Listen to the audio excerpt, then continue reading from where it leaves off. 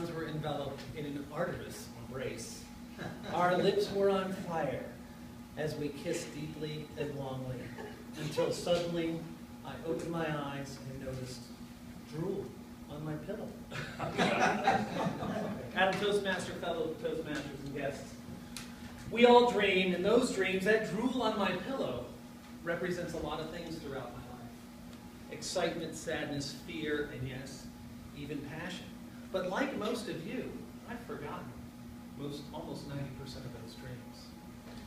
For thousands of years, people have asked and written about the purpose and the meaning of dreams. In ancient times, they used to think that dreams were about healing, or about communicating with the gods, or even clues to what's going to happen in the future. Aristotle had a famous quote that we have to obtain a scientific nature of dreaming and the manner in which it originates. Well, that was 2,000 years ago, and a lot of those same questions are still unanswered today. There's a lot of opinion, but there's not a whole lot of proof about what dreaming is, the means behind dreams, and how they can affect our future. The one thing we do know is if you don't dream, it's not really compatible with life. So you must sleep to dream and dream to live. Freud and Jung were psychologists around the turn of the century, and what they thought was dreaming was a connection from the conscious to the unconscious mind. And for the next 50 years or so, they used to think that sleep was just your brain getting turned off. So you either had an on switch or an off switch. But in the middle of the century, in the 50s, they had this thing called an EEG, an electroencephalograph. They'd wire up your brain. You'd have 100 wires or so hanging off there. And I can envision the two guys over in the control room watching you sleep, you know, in their white jackets, smoking a cigarette. It was the 50s after all. Wondering what was going on in your head. Well, McGill University has a great website that talks about the different stages of sleep. There's 5 different stages of sleep that cycle through the night. When you first start to drift off to sleep, sometimes, I saw somebody in another Toastmaster meeting doing this, and they got startled. And really that's stage 1, that's the light stage of sleep. And it is the one that you're most likely to be startled at. The next stage, as your brain waves start to slow down, is the time we spend the most sleeping time in stage 2, which is light sleep. Still a time where you can be shaken and awakened, or a loud noise can wake you up. But as we sleep further, our brain waves slow down further and further, so you get these big waves that are slow called delta waves, and that's the deepest sleep. That's when it's hard to wake you up.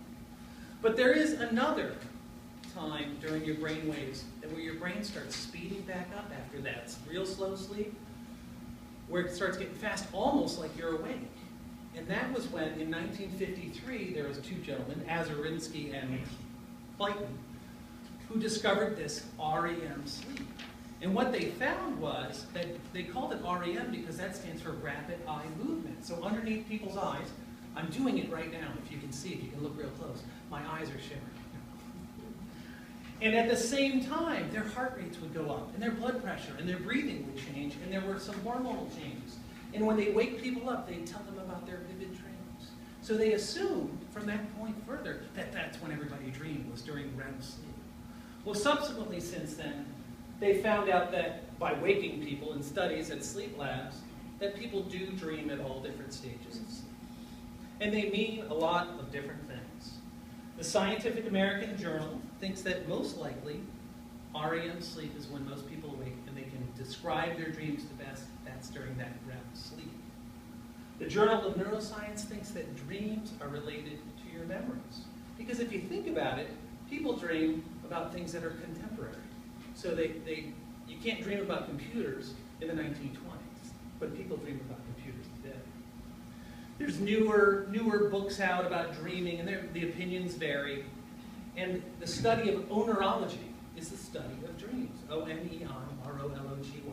And there's places like the NIH, the National Sleep Center, the National Center for Sleep Research, University of California, Berkeley, and Santa Cruz that do a lot of this kind of research. And what they found is a lot of interesting facts about sleep and dreams. 30% of your life is spent sleeping. 20% of that is dreaming, which is 6 years. You dream for 6 years of your life. It varies with age and gender and culture, and everyone dreams. Just only 84%, though, remember that they dream. So even if you don't think you dream, they found by brainwaves that you dream, you just might not know it. You have 3 to 7 dreams per night for a total of about 90 minutes. Most of them come in the morning. And within the first minute you wake up, 90% of it is gone. You can't dream and snore simultaneously. So, Corey, sorry. Roll over, man. Roll over. Blind persons do dream. If you're blind from birth, you dream auditorily. You hear dreams. But if you were blinded, you were born with sight and then became blind, you can have visual dreams. Recurring dreams happen 70% in females, 60% in men. Men dream about men more than women dream about men. Men dream about adventure and the outdoors, whereas women dream about social situations in the indoors. You start dreaming about 3, they're shorter, up till about when you're 10 and they become normal. But what do these dreams mean?